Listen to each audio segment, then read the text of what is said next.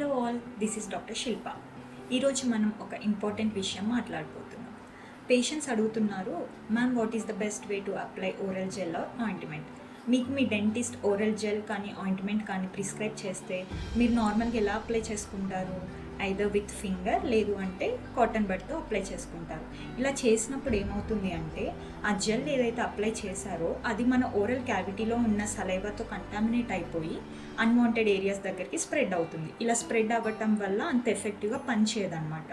So నేను ఈరోజు మీకు ఒక ఆల్టర్నేటివ్ టెక్నిక్ చెప్తాను.